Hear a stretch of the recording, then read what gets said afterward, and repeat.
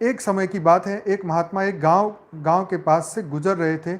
उस गांव के कुछ लोग पहले से ही उनके शत्रु थे। गांव वालों ने उन्हें जाते देख लिया और रास्ते पर उन्हें घेर लिया, जिन्हें बहुत गालियां दी और अपमानित भी किया। उन्हें बहुत गालियां दी, अपमानित किया। महात्मा जी ने सुना और फिर उससे कहा, मेरे मित्रों, तुम्हारी बात पूरी हो गई हो तो मैं यहाँ से जाऊँ, मुझे दूसरे गांव जल्दी पहुँचना है। वो लोग थोड़े हैरान हो गए और उन्होंने कहा, हमने क्या कोई मीठी बातें की है? हमने तो गालियाँ दी हैं सीधी और स्पष्ट। तुम क्रोध क्यों नहीं करते? प्रतिक्रिया तो क्यों नहीं देते? तो संत ने कहा, तुमने थोड़ी देर कर दी। अगर तुम 10 वर्ष पहले आए होते तो मज़ा आ गया होता। मैं भी तुम्हारी तरह गालियां देता, मैं भी क्रोधित होता, थोड़ा रस आता, बातचीत होती, मगर तुम थोड़ी देर कर गए। महात्मा ने कहा, अब मैं उस जगह हूँ कि तुम्हारी गाली लेने में अब असमर्थ हूँ। तुमने गालियां दी वह तो ठीक, लेकिन तुम्हारे देने से ही क्या होता है? मुझे भी तो उन्हें लेने के लिए बराबर का भागीदार होना चाहिए। ये मस्त बात लिखी। मैं उसे उसे मैं उसे लूं तभी तो उसका परिणाम हो सकता है, लेकिन मैं तुम्हारी गाली लेता नहीं। मैं दूसरे गांव से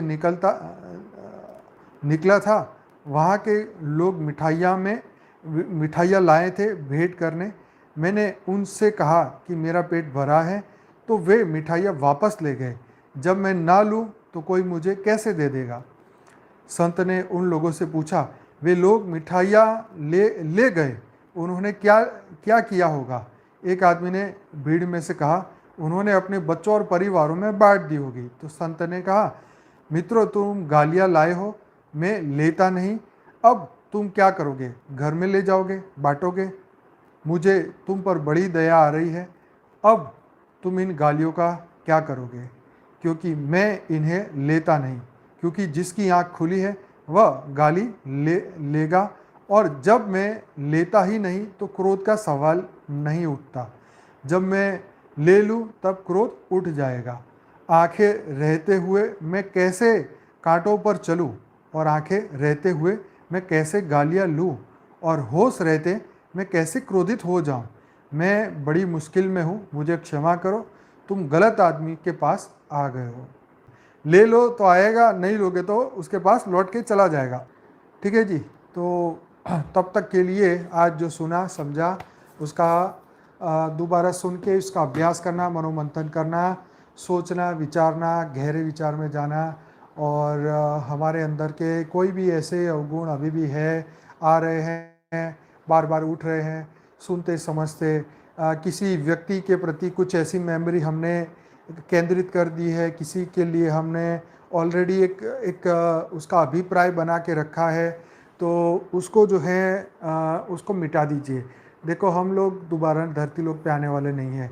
जो भी देखो, आपके जीवन में आने वाले कई तरीके के लोग होंगे, देवता, दानव, यक्ष, किन्नर, 84 लाख योनि के गधे, बिल्ली, कुत्ते जैसी आत्मा, सब टाइप के लोग आपके जीवन में आए होंगे, आने वाले होंगे। और भी जितना समय धरती पे तो पता नहीं, लेकिन ये जीवन में है और आएंगे। ठीक है, जिसका कर्म बंधन है वो आएगा। तो आएगा तो ये मान के चलो कि यस, अब सबको मुक्त करने का समय है। तो इसलिए हो सके इतना क्षमा ही करना है, किसी से प्रतिशोध के बारे में सोचना ही नहीं है। हमें ये भी नहीं सोचना कि समय उसका बुरा करे या समय उसको सिखाए। देखो, ये कर्म का नियम तो पहले से चल रहा है, आज भी चल रहा है, कल भी चलेगा, चलता ही रहेगा। तो सबको अपने कर्मों पे छोड़ के आगे बढ़ना है। तो जैसे हमारे सनातन धर्म में बोला ना, विष्णु जी ने लात मारने वाले भृगु को बोला कि भाई आपके पैर को दर्द तो नहीं हुआ है? गांधी जी तरह ठीक है, एक एक झापट मारी तो दूसरी खा ले, दूसरी खाई, तीसरी खाई, ऐसा नहीं। यहाँ बात हो रही है कि भाई तुम झापट भी मारोगे तो हाथ में भी तो उसको भी तो दर्द होगा ना। तो सनातन धर्म ये कहता है कि भाई वो भृगु ऋषि ने लात मारी तो विष्णु जी ने कहा, आपके पैरों को चोट तो नहीं है महाराज? आप तो वो तो परीक्षा ले रहे थे। तो बात यही थी कि किसी को भी इस तरीके से हमें नहीं देखना कि उसका बुरा हो, मन में भी ये नहीं सोचना चाहिए, क्योंकि अब हमारे पास समय कम है। और जिसके पास समय है वो करता रहे, उसको तो कई जन्म लेने हैं, बहुत कुछ करना होगा। लेकिन हमारा समय कम है।